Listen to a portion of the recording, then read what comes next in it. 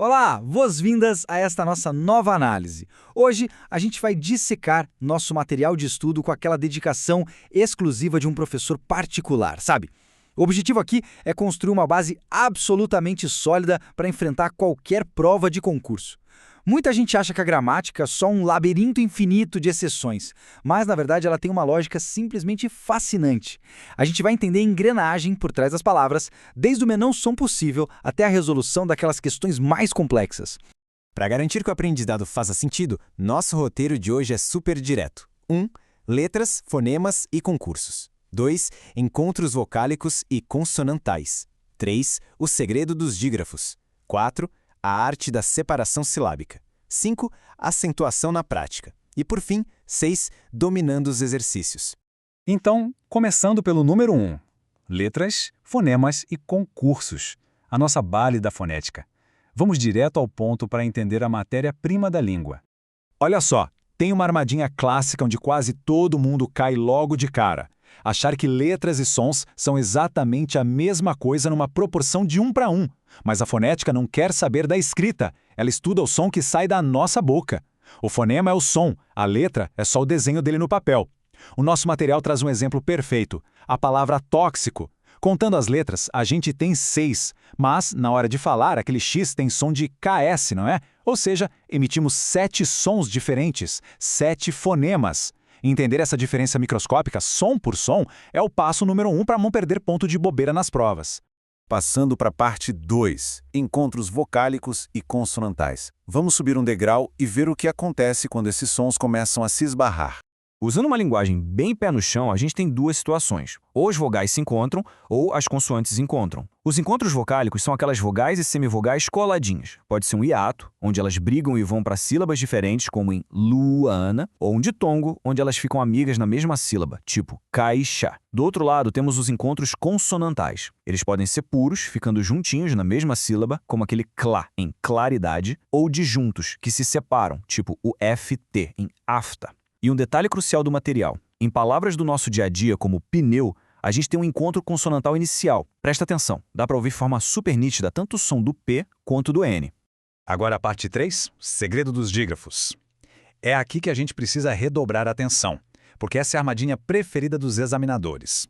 O que é realmente fascinante nessa dinâmica é como a fusão de duas letras bagunça totalmente a contagem de fonemas. Lembra do encontro consonantal? Nele, a gente escuta todas as letras. Em claro, o som do C e o som do L batem no nosso ouvido perfeitamente. Já o dígrafo é outra história. Duas letras se unem para formar um som só. Em chuva, ninguém ouve o C e o H separados. Eles viram um som de X. São duas letras, mas um único fonema. Misturar encontro consonantal com dígrafo é o que mais tira ponto em prova. Então, não dá para confundir.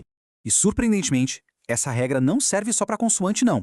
As vogais também têm seus próprios dígrafos. Em um encontro vocálico normal, tipo a, fi, a, do, a gente escuta o i e escuta o a limpos. Mas pega a palavra sangue, temos um a seguido de n na mesma sílaba. Esse an não são duas letras independentes soando, é uma ressonância nasal única. Isso é um dígrafo vocálico. Na prática fonética, é literalmente como se a gente tivesse um a contínuo. Simples assim. Seção 4, a arte da separação silábica. Agora, a gente vai conectar os pontos. Conhecer os sons é o pré-requisito absoluto para não errar na separação. Imagina que a gente está na frente de um quadro branco agora. A separação silábica é um sistema de lógica pura. Passo 1.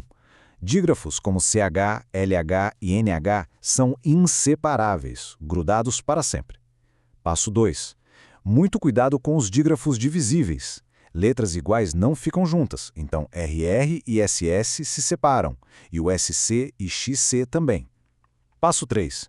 Aquelas vogais do hiato que a gente comentou agora há pouco se odeiam, ficam em sílabas diferentes. E passo 4.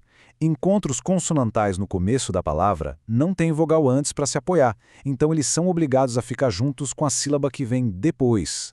Isso ilustra brilhantemente como aquelas regras teóricas funcionam na vida real. Em chuva, o X fica quietinho na primeira sílaba. Em carroça, os dois R's se divorciam, vai um para cada lado. Em açaí, o hiato obriga o A e o I a se dividirem. Na palavra aurora, o ditongo mantém as vogais unidas. E, claro, a nossa temida palavra pneumático.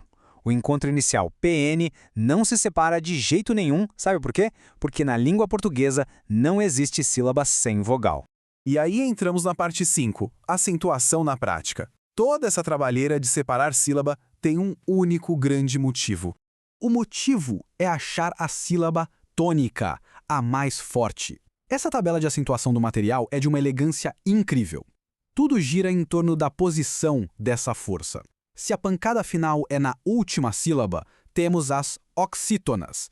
Levam acento se terminam em A, E, O ou EM.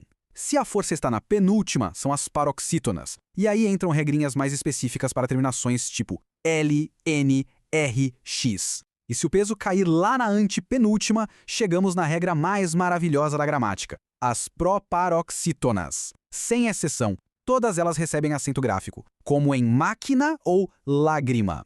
E se tem algo que precisa virar um mantra de estudo, é essa citação aqui. Nunca haverá mais do que uma vogal em uma mesma sílaba. Pode até parecer que num ditongo tem duas vogais juntas, mas foneticamente não é verdade. A gente tem uma vogal, que é a forte, e uma semivogal, que é a mais fraquinha. O coração de qualquer sílaba em português é sempre uma única vogal plena. E para dar aquele empurrãozinho extra, fica aqui aquele momento se liga. Manter a atenção afiada nesses fundamentos microscópicos é o que separa um bom chute de uma resposta consciente. Com essa base de concreto armada, vamos para o nosso desafio final. Parte 6. Dominando os exercícios. É agora que a gente coloca o conhecimento à prova, aplicando tudo isso em uma questão de verdade. A questão pede para a gente achar o erro de divisão silábica. Dê uma olhada nessas 3 alternativas que saíram direto da nossa apostila. Fazendo aquela separação mental, usando nossas regras de ditongos, hiatos e encontros, onde será que está a pegadinha? Fazendo eliminação lógica, igualzinho a um professor no quadro. A letra A está certinha. Circuito tem o ditongo UI, que não se separa, então fica circuito. A letra B também está correta. Por mais assustador que seja aquele bolo de consoantes em tungstênio, a regra dos encontros consonantais impuros foi respeitada, o que nos joga direto para a letra C, que esconde uma das armadilhas mais velhas do mundo dos concursos. E a letra C é mesmo o nosso gabarito. Ali está o erro. Veja bem como conhecer a estrutura da palavra desmascara a questão na hora. Quando a gente tem um prefixo que termina em consoante, como trans, e a palavra seguinte começa com vogal, como alpino, acontece um fenômeno interessante. Essa consoante é magneticamente atraída pela vogal para formar uma nova sílaba. Então nada é de transalpino. O correto é transalpino. O S tem que se juntar ao A. É a aplicação mais pura daquela regra de ouro. Toda sílaba se organiza em torno de uma vogal. Para a gente fechar, fica uma reflexão fundamental. O domínio real da gramática não vem de tentar decorar listas gigantescas de exceções até a exaustão. Ele vem da base. Vem de entender como esses sons minúsculos se comportam, como eles montam as sílabas e como essas sílabas ditam toda a acentuação e a ortografia. Quando essa lógica inteira clica na cabeça, o que parecia um monstro vira simplesmente a ferramenta mais letal para garantir aquela aprovação. Muito obrigado por acompanhar essa análise até aqui e excelentes estudos!